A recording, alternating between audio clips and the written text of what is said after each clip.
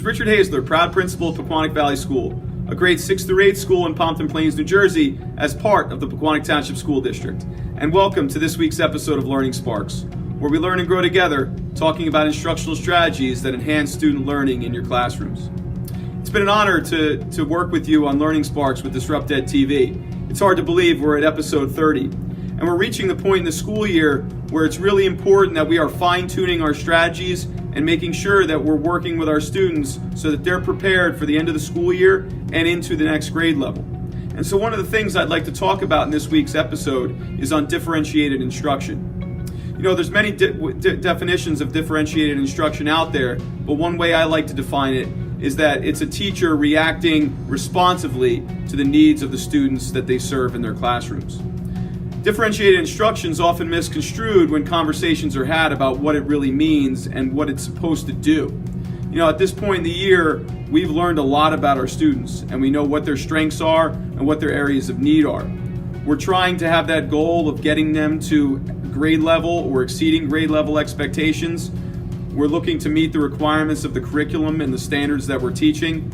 But the reality is that we have students that are achieving above standard, and we have students that are not and that need our additional support.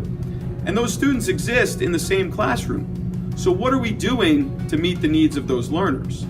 And so it's important to understand that differentiated instruction looks different in every classroom. But before we define what differentiated instruction looks like, I think we need to talk about what differentiated instruction isn't. And in my research on Twitter and in different areas, there are a lot of things that come across as differentiated instruction that might not actually be differentiated instruction. And one of the things that differentiated instruction is that it's not individualized instruction. It doesn't mean that every student gets their own individual lesson plan. What teachers need to do is they need to be proactive in their planning and find ways for students to get after their learning. And so when you talk about differentiated instruction, it doesn't mean meeting the need of every individual student with an individual plan, where this student gets one book, this student gets a different book. Okay, that's not what differentiated instruction is. It's being proactive in addressing the skills that are necessary for each student within your classroom, and we'll talk about that a little bit later in the episode. Differentiated instruction is not chaos.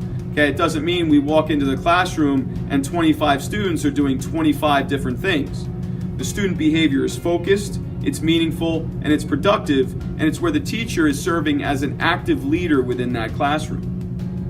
Differentiated instruction is not homogeneous grouping. It's not putting all of our strong students together, all of our students who need attention together, and then the ones that can work independent and may need some help together.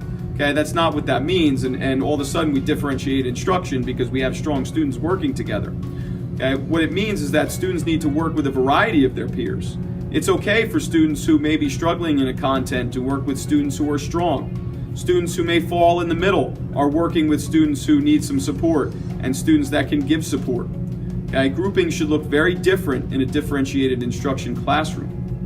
Differentiated instruction is not instruction to make the lesson work.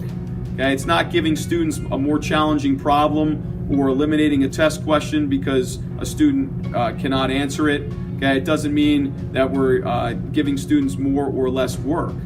Okay, it's getting the work that's appropriate for each learner in the classroom. And then finally, differentiated instruction is not just for one group of students. Differentiated instruction should benefit all students. It's not just coming up with a lesson plan to address the high-achieving students or the low-performing students. Differentiated instruction should work with every student.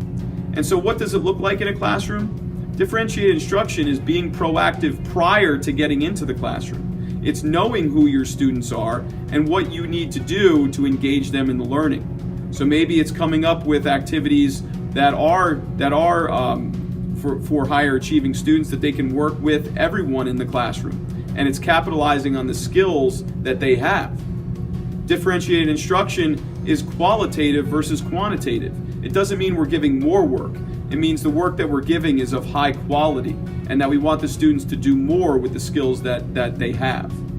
It's rooted in assessment. It's constant assessment, whether it's just conversations that we have with the students, formative assessments in the classroom, or finally a summative assessment that you might give them. It's using the data in a powerful way to transform your planning and preparation for future lessons. Differentiated instruction is student-centered. It's focused on the students in your classroom. It's not focused on what you're doing as a teacher. It's what's focused on what the students are doing and the learning outcomes that you have them accomplishing within your classroom. And lastly, differentiated instruction is a blend of whole class instruction, group instruction, and individual instruction. And that can happen within an individual lesson. You could start off with whole group instruction, then break them down into groups, and then work with individual students on a regular basis. An episode of Learning Sparks on differentiated instruction could be an hour, but this is a quick 5-minute hit on what differentiated instruction should be and what it shouldn't be in your classroom. So in future episodes, we'll take a deeper look at differentiated instruction and the powerful tool that it can be in your classrooms. So thanks for joining us on this week's episode of Learning Sparks. Please follow me on Twitter at Rich Hayzler. I'm looking to grow my PLN and learn and grow from everyone out there and see all the great things that are going on in education. So thanks for joining us again, and as always, do what's best for kids. Have a great day, everybody.